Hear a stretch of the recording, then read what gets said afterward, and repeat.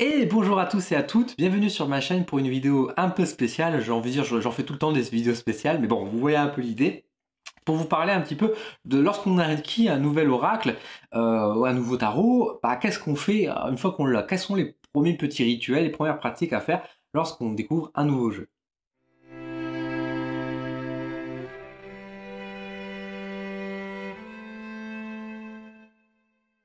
Bravo, vous venez d'acheter un nouveau jeu d'oracle, un nouveau jeu de tarot, vous êtes tout content, vous attendez peut-être impatiemment de le recevoir à votre boîte à lettres, ou alors vous rentrez chez vous avec le jeu en main en disant ah là là, j'ai hâte de pouvoir le tester, etc.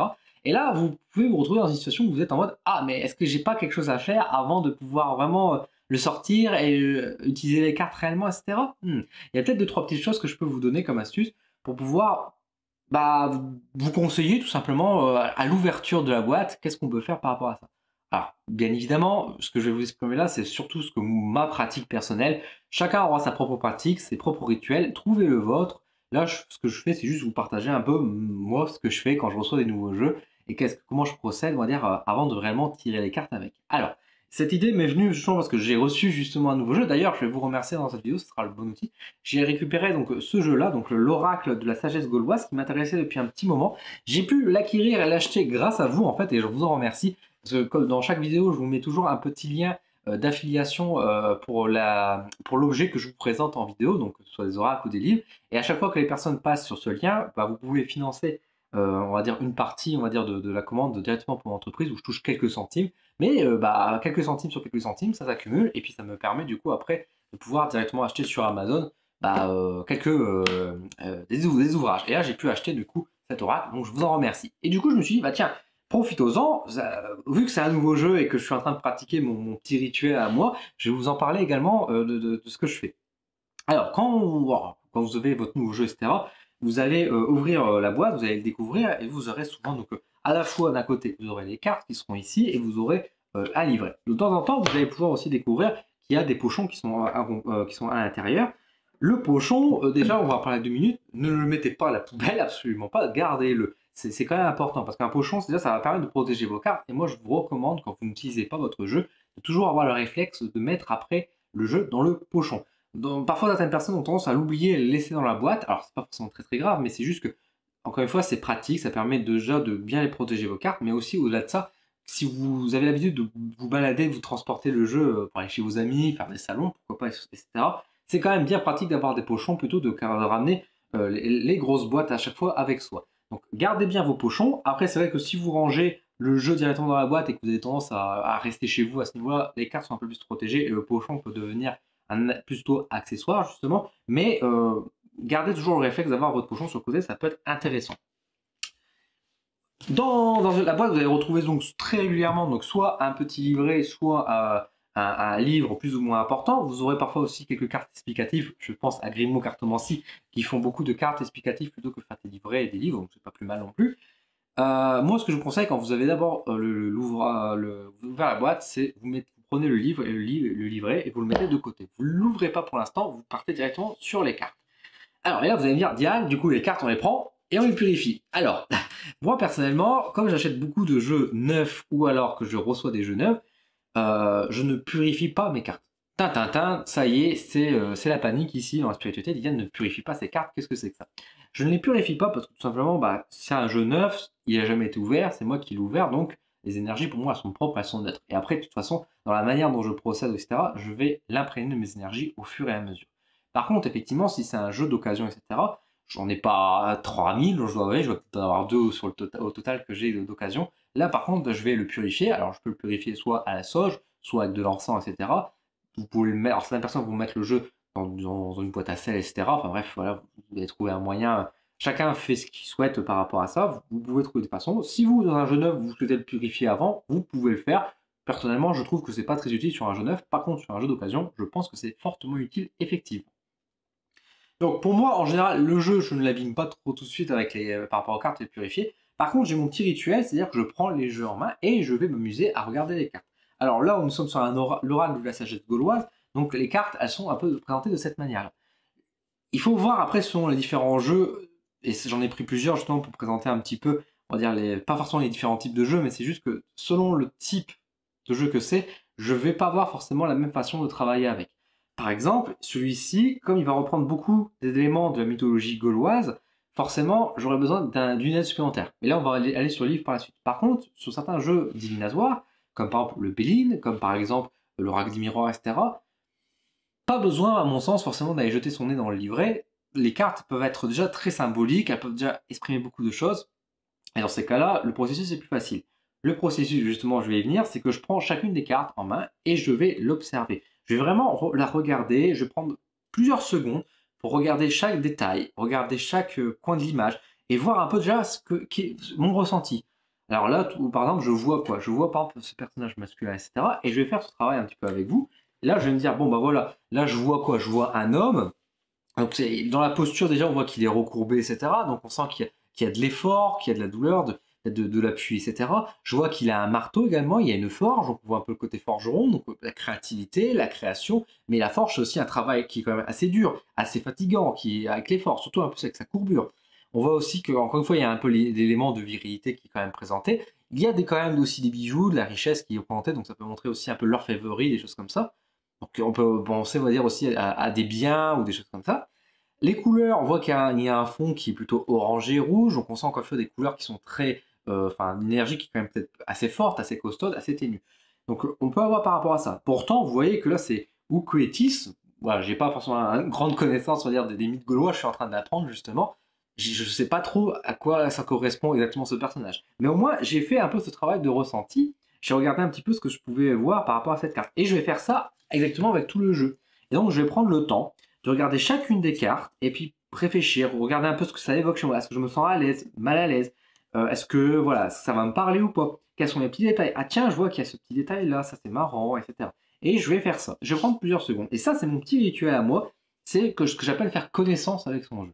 Là, je prends connaissance, je regarde les différentes cartes et je regarde ce que ça exprime, etc. Et je prends le temps. Et une fois que j'ai fait tout ce travail-là, que j'ai bien assimilé, etc., je le mets un peu de côté. Je laisse en fait savourer. Et je ne vais pas tirer forcément des cartes avec. Alors, soit après que j'ai fait ça, je vais partir sur le livre ou le livret d'accompagnement, soit je vais le laisser de côté et y revenir quelques jours plus tard. Et là, je vais par exemple prendre le livret. Alors là, je prends le livre, pourquoi? Parce que on est sur un jeu qui, pour moi, comme je l'ai dit, avec la mythologie gauloise, etc.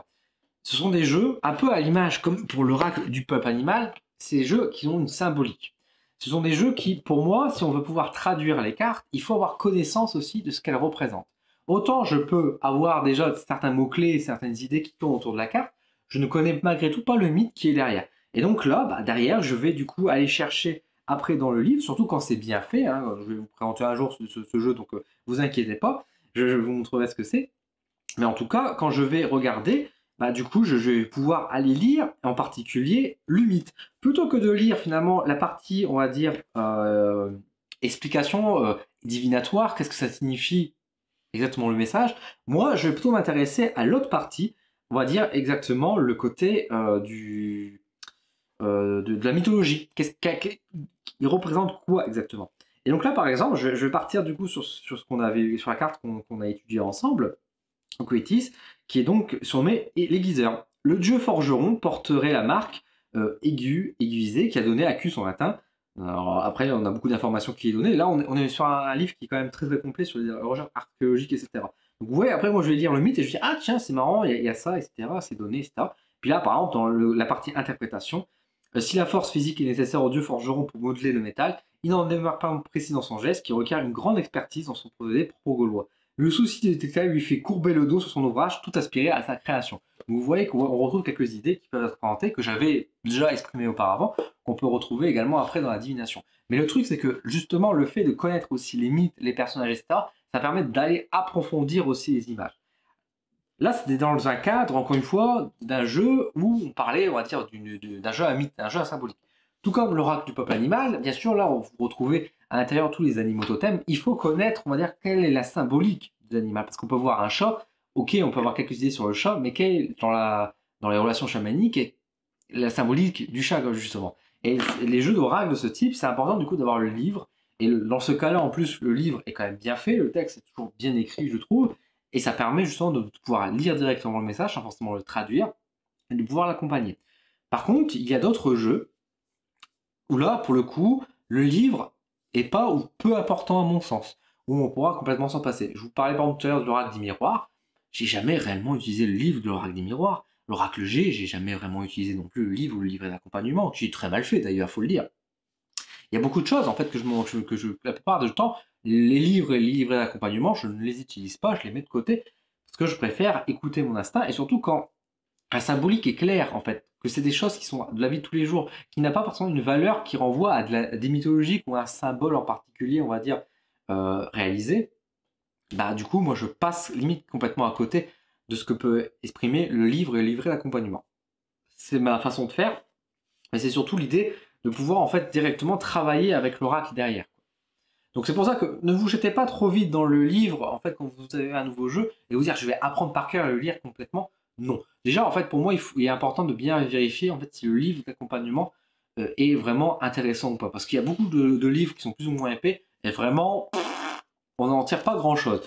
Déjà, un bon livre d'accompagnement, c'est souvent des livres qui vont proposer plusieurs tirages, tirages un peu plus originaux, qui vont donner un peu la genèse aussi de la création de l'oracle. Et surtout, bah, quand c'est pas avec les mythes, bah, donner beaucoup d'informations sur ce que ça représente, les idées qui sont derrière, etc. Avec un travail sérieux qui est fait. Et puis après, derrière, on a souvent des parties interprétation, etc. Mais qui sont des parties interprétation qui sont assez ouvertes, assez larges, en fait, aussi dans les explications. Par exemple, dans un des livres que je vous ai présenté, justement, enfin, un des jeux que je vous ai présenté, c'est l'oracle akashique sur ma chaîne, où je vous ai dit que le livre d'accompagnement est très bien, c'est parce que justement, on retrouve vraiment ce côté où on a à la fois des mots-clés qui viennent nous aider. Au-delà de lire la partie interprétation, bah, on a une série de mots-clés qui, pour moi, plus révélateur que de lire un gros pavé. On a également l'origine du symbole, on a la recontextualisation, et ça c'est important de recontextualiser le symbole ou la carte, on va dire dans son origine, dans son histoire, ce qui permet de mieux comprendre et pouvoir mieux interpréter les cartes. Donc c'est pour ça que au final, les livres et la vraie d'accompagnement, c'est bien surtout pour venir compléter, on va dire, plus que votre ressenti, etc., pour rajouter des informations à votre arc. On vous parle, on désigne une personne, une divinité, une énergie. C'est bien d'avoir un livre d'accompagnement pour comprendre ce que c'est. Mais finalement, les parties interprétation, etc., moi je vous dis plutôt laissez-les de côté. Ne vous plongez pas là-dedans tout de suite. Regardez plutôt, on va dire, l'aspect justement du mythe et ce que ça réévoque chez vous, parce que c'est ça qui va être vraiment utile, c'est quand vous allez tirer les cartes, vous allez lire comme ça, de cette manière-là, à votre façon, et voir l'interprétation et le symbolique de la carte vis-à-vis de vous. Et vous n'allez pas prendre la vision de l'auteur, qui peut être tout à fait juste, mais le but, encore une fois, c'est que c'est votre jeu, ça c'est devenu vôtre, vous l'appropriez, et vous devez du coup, par conséquent, lire à votre façon également. Donc c'est pour ça que ne vous précipitez pas à vouloir tout lire le livre, ne le lisez juste en fait pour venir compléter les informations derrière. Et bien après, il y a des tirages qui ne sont pas proposés qui peuvent tout à fait être intéressants pour vous dire, ben voilà, j'ai envie de faire un tirage, etc. Et on va y venir. Quand on a un nouveau jeu, quand on doit tirer. Alors moi, je ne tire jamais les cartes, même quand je reçois un nouveau jeu, tout de suite. Le seul tirage que je peux m'accorder à faire, à la limite, c'est le tirage interview, que je vous ai déjà présenté sur ma chaîne YouTube, que vous pouvez voir directement dans mes playlists. Il y a le tirage interview où je pose les cartes en faisant une sorte de pyramide, où il y a à la fois la force, la faiblesse, l'aide qui va pouvoir m'apporter, ce qui va m'aider en moi, dans quel intérêt il est-il fort. Enfin bref, je vous renvoie vers cette vidéo où je vous fais ce tirage, qui a une manière aussi au jeu de se présenter et de dire voilà comment je vais travailler avec toi. Et hormis ce tirage, je n'y touche pas. Et en réalité, avant de l'utiliser, en plus dans mon cas de manière professionnelle, je mets pas mal de temps quand même, qui peut être plus ou moins relatif selon certains jeux, à l'utiliser on va dire, dans ma pratique professionnelle. Je vais beaucoup l'utiliser déjà pour moi-même, pour répondre à certaines questions. Au final, c'est pas tant la réponse qu'ils vont me donner qui va être vraiment important, mais plutôt, on va dire, la façon dont moi je vais réussir à interpréter et à lire les cartes. S'il y a une fluidité, etc., je me sens connecté avec les cartes. Par contre, si je sens que ça coince, ça bloque, et que du coup j'ai du mal à lire les cartes, et que par conséquent je dois peut-être aller souvent dans le livret, et que je dois aller souvent voir un peu ce que c'est exprimé, c'est que déjà il y a une dissonance qui peut se passer. Donc c'est pour ça que je prends le temps de bien faire des tirages de mon côté, de bien lire les cartes, de trouver une interprétation et d'apprendre. Par exemple, l'oracle, encore une fois, de la sagesse gauloise, comme c'est un nouveau jeu, je vais mettre un peu plus de temps à l'utiliser, non pas parce que j'ai pas une bonne connexion avec ce jeu, à ce niveau-là, je sens bien qu'il m'appelle, qu'il me parle, mais le truc c'est que je vais prendre plus de temps parce que tout simplement, j'ai besoin d'assimiler un peu plus les mythes dans ma tête, de bien comprendre et de dire ah oui, je vois cette carte, ça renvoie à ce mythe-là, je peux maintenant interpréter un peu plus facilement la carte derrière. Surtout dans des jeux comme ça. Tout comme l'oracle du peuple animal, pour reconnaître les symboles des animaux totems, il m'a fallu du temps pour pouvoir apprendre finalement la symbolique. Mais au contraire, dans certains jeux comme l'oracle de la triade, etc., il n'y a absolument pas besoin parce que finalement la symbolique, etc., me renvoie directement vers des connaissances que je sais déjà ou des choses qui me parlent directement, quoi. Et à vous, en fait, à votre niveau, de prendre, quand vous avez votre nouveau jeu d'oracle, de voir si ça parle très vite, si au contraire c'est plus compliqué, et prendre le temps de tirer les cartes tout doucement. Ne vous précipitez pas, ne faites pas un tirage tout de suite et rangez le jeu. Je vois parfois des personnes, par exemple, quand ils achètent un oracle sentimental, de prendre le jeu et tirer tout de suite les cartes et pour recevoir leur message. Ne vous précipitez pas. Prenez le temps en fait de faire connaissance avec votre jeu, prenez le temps de bien approprier les cartes, de voir ce que ça évoque chez vous, et dans plusieurs jours, plusieurs semaines, de tirer vraiment les cartes pour vous, avec vraiment vos questions précises, vous attendez vraiment des réponses, et de travailler sur ces questions-là. Si vous allez trop vite, pour moi, en fait, vous allez passer à côté vraiment du message, parce que comme vous ne connaissez pas le jeu et que vous n'avez pas fait connaissance avec le jeu, bah, votre tirage, il sera faussé. Parce que déjà, vous allez tirer les cartes, vous allez dire, bon, vous allez vous gratter un peu la tête, vous n'allez pas trop savoir, vous aurez tendance à aller justement dans le livre et dire, ah, l'auteur, il dit ça, donc je vais noter ça. Ça, c'est pas forcément évocateur et parlant pour vous. Donc le but, c'est de prendre le temps. Donc vous avez votre nouveau jeu, vous pouvez le purifier, bien évidemment si c'est un jeu d'occasion, si c'est un jeu neuf, c'est pas obligatoire, mais vous pouvez le faire, vous pouvez avoir votre protocole. Je vous conseille quand même de regarder chacune des cartes et voir déjà ce que ça vous fait avant de toucher au livre. Le livre, pour moi, vous l'utilisez uniquement pour venir compléter votre savoir, et non pas la manière dont vous devez interpréter les cartes, mais uniquement le savoir et les connaissances. Et là, bah, tout dépendra encore une fois des livres. Les livrets d'accompagnement qui ne donnent aucune information sur la genèse, la création de l'oracle, comment il est fait, etc. Et qui vous donnera juste, on va dire, très rapidement et de manière succincte, comment interpréter les cartes. Et souvent, moi je trouve que c'est très maladroit et c'est pas terrible. Mais des bons livres qui donnent justement plus d'informations sur comment ça a été créé, dans quel but, dans quelle vision, et dans, on va dire aussi, quelle symbolique, qu'est-ce qu'on a voulu exprimer, pourquoi ce symbole-là, etc. Là, c'est vraiment intéressant, par contre. C'est des bons livres qui peuvent venir compléter justement votre ressenti et pouvoir confirmer aussi votre ressenti finalement, votre image que vous pouvez avoir des jeux. Et une fois que vous avez fait ça, vous pouvez commencer à faire des premiers tirages. Moi, je vous conseille des tirages qui sont un peu tout faits. Donc, vous pouvez trouver à la fois, bien sûr, dans le livret, mais comme je vous ai dit aussi sur Internet, par exemple, le livret, enfin, le tirage interview pour faire connaissance avec votre jeu, ses forces, ses faiblesses, plutôt des tirages un peu comme ça, on va dire objectifs, qui ne su... Enfin, c'est pas forcément mon mot objectif, mais qui sont un peu neutres, vous voyez, qui ne répondent pas à des questions précises, à part celle de bah, comment on va travailler ensemble, comment on va procéder, qu'est-ce que tu peux me dire, etc. quoi. C'est plus dans cet ordre-là. Et une fois que vous avez un meilleur feeling avec votre jeu, etc., là, vous pouvez passer, on va dire, à répondre à des questions directement, etc. De cette manière, déjà, vous allez utiliser votre jeu plus souvent que plutôt de sortir le jeu, faire un tirage, après dire OK, le mettre dans un placard et ne plus y toucher pendant 6 mois. Là, ça va vous forcer à le ressortir de plus régulièrement et surtout, ça va vous donner aussi envie, j'ai envie de dire, d'apprendre et de continuer à vous développer. Vous aurez un lien qui va vraiment se créer avec. Et c'est ça l'idée, c'est de créer un lien avec votre jeu quand il est neuf au fur et à mesure que vous allez utiliser. Ne vous précipitez pas, le jeu ne va pas répondre aux questions tout de suite et c'est normal, vous devez d'abord vous lier avec lui. Voilà, c'est ce que je pouvais vous dire par rapport à ça. Par rapport au nouveau jeu, qu'est-ce qu'on peut faire quand on l'ouvre? Je ne sais pas si cette vidéo va vous plaire réellement ou quoi, je vous partage un petit bout, on va dire, de connaissances, de pratiques de mon côté, qui peut paraître, on va dire, peut-être banal, peut-être un peu simpliste, peut-être un peu inutile pour certaines personnes. Mais voilà, je me suis dit, ça ferait une petite vidéo sympathique, ça va changer. Puis bah, ça fait toujours plaisir, on va dire, de discuter un petit peu avec vous sur ces questions-là. En tout cas, si ça vous a plu, dites-le moi en commentaire en me disant, c'est bien Lilian, j'ai beaucoup aimé ta vidéo, c'était intéressant. Ça va me rassurer aussi dans un certain sens. Si vous avez certaines pratiques, qu'est-ce que vous faites quand vous avez un nouveau jeu, en fait, dites-le moi directement en commentaire. Quand vous avez un nouveau jeu, comment vous pratiquez? Est-ce que vous passez tout simplement à la sauge? Est-ce que vous le laissez de côté? Quelle est votre pratique personnelle, en fait? Ce serait intéressant de partager un peu vos astuces ou tout simplement bah, ce que vous aimez faire avec, quoi. Dans tous les cas, je vous remercie de votre soutien, prenez soin de vous et je vous dis à très vite.